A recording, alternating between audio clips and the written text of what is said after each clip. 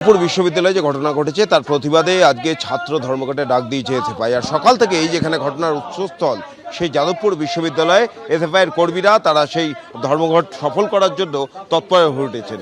আমরা এই মুহূর্তে রয়েছি ডিপার্টমেন্ট অফ হিস্ট্রির সামনে, অর্থাৎ ইতিহাস বিভাগ, এবং দেখা যাচ্ছে এসএফআইয়ের কর্মীরা সেই ডিপার্টমেন্ট বন্ধ করে দিচ্ছেন।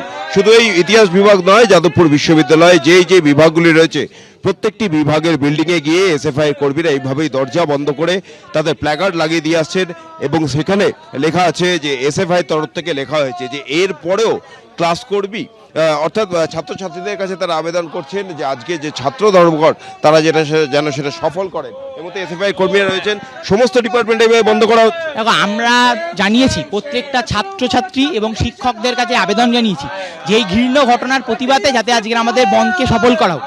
আজকের আমরা প্রত্যেকটা ক্লাসরুম, প্রত্যেকটা বিল্ডিংয়ে এইগুলো জানাবো, আমাদের প্রতিবাদের লেখা দেখাবো। ওখানে আপনারা দেখতে পাচ্ছেন, ওখানে আছে যে ইন্দ্রানুজ, তার ছবি দেওয়া, এবং তারপরে প্রত্যেকটা ছাত্রছাত্রীর কাছে জানানো হচ্ছে এর পরেও কি তারা ক্লাস করতে চায়। আমরা জানি যাদবপুর বিশ্ববিদ্যালয়ের অধিকাংশ ছাত্রছাত্রী যারা এই ঘৃণ্য বিষয়টাকে প্রতিবাদ জানাবে এবং আজকের ক্লাসকে বয়কট করবে। এই পরিস্থিতি স্বাভাবিক হবে কবে, মানে আবার স্বাভাবিক ছন্দে যাদবপুর বিশ্ববিদ্যালয় কবে ফিরবে? আসলে যাদবপুর বিশ্ববিদ্যালয় স্বাভাবিক ছন্দে তখনই ফিরবে যখন শিক্ষামন্ত্রী ব্রাত্য বসু, এই রাজ্যের শিক্ষামন্ত্রী, তিনি তার পদ থেকে পদত্যাগ করবেন। শুধু তার পদত্যাগ না, এবং আমরা তার গ্রেপ্তারির দাবি করি। এই বিশ্ববিদ্যালয়ের এই বিল্ডিংয়েরই একজন প্রফেসর, আইআর ডিপার্টমেন্টের ওমপ্রকাশ মিত্র, তার গাড়ির আঘাতে দুজন আহত হয়েছে, তার মধ্যে আমিও পড়ি। তাদের পদত্যাগ যতক্ষণ না পদত্যাগ হচ্ছে, এবং আমাদের ইউনিভার্সিটির ভিসি তারও পদত্যাগের আমরা দাবি জানাই। অর্থাৎ এসএফআই কর্মীরা তারা তাদের দাবিতে অনড়। আজকের যে ছাত্র ধর্মঘট, সেই ধর্মঘট সফল করতে তারা এই যাদবপুর বিশ্ববিদ্যালয়ের সমস্ত ডিপার্টমেন্টে যাচ্ছেন এবং ডিপার্টমেন্ট বন্ধ করে দিয়ে আসছেন এবং সমস্ত ছাত্রছাত্রীদের কাছে তারা আবেদন জানাচ্ছেন যাতে আজকের এই ছাত্র ধর্মঘট তারা সফল করেন। এবং একই সঙ্গে শিক্ষামন্ত্রী তারা পদত্যাগ দাবি করছেন। যাদবপুরের এই উত্তাল পরিস্থিতি কবে স্বাভাবিক হবে, আবার কবে স্বাভাবিক ছন্দে ফিরবে যাদবপুর বিশ্ববিদ্যালয়ের পঠন পাঠন, এটাই সবথেকে বড় প্রশ্ন। ক্যামেরায় মদনের সঙ্গে ব্রতদীপ ভট্টাচার্য, এবিপি আনন্দ, যাদবপুর। এবার দেখাবো মুর্শিদাবাদের ঘটনা। দেখুন, একেবারে পোস্টার লাগাতে এসেছিল মুর্শিদাবাদ বিশ্ববিদ্যালয়ের মেইন গেটে এআইডিএসও, এবং সেখানে তাদের উপরে চড়াও হয় টিএমসিপি, এমনটাই অভিযোগ।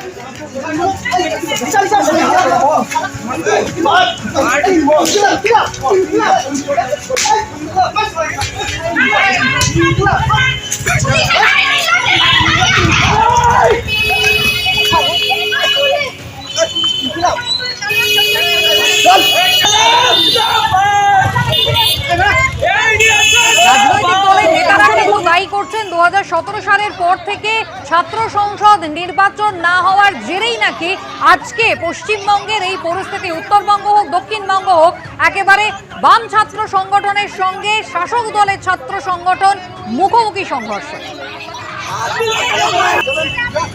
রাজীব চৌধুরী আমাদের প্রতিনিধি মুর্শিদাবাদ বিশ্ববিদ্যালয়ের বাইরে থেকে রয়েছেন আমাদের সঙ্গে। রাজীব, কি কারণে এই সংঘর্ষের ঘটনা ঘটলো, কি হয়েছিল আসলে, আর এরাই বা কারা? এটাই আমরা এখন দাঁড়িয়ে থেকে এই মুর্শিদাবাদ যে বিশ্ববিদ্যালয় গেটের সামনে কিছু ডিএসও সমর্থক তারা এখানে প্রোটেস্ট করে, এবং তারা যখন প্রোটেস্ট করে পুলিশ এসে তাদের খুলে দেয়, এবং তারপরে তারা যখন সামনে এখানে জমায়েত থাকে 5-6 জন ডিএসওর কর্মী সমর্থক, তখনই ছাত্র পরিষদের যে কর্মী সমর্থক রয়েছে তারা এখান থেকে তাদেরকে চলে যেতে পারে। তারা এখান থেকে না যাওয়ার পরেই তাদের উপর আক্রমণ করা হয় বলে অভিযোগ, এবং তারপরে এই যে সামনের রাস্তা রয়েছে এই মুহূর্তে সেখানে পুলিশ মোতায়েন রয়েছে।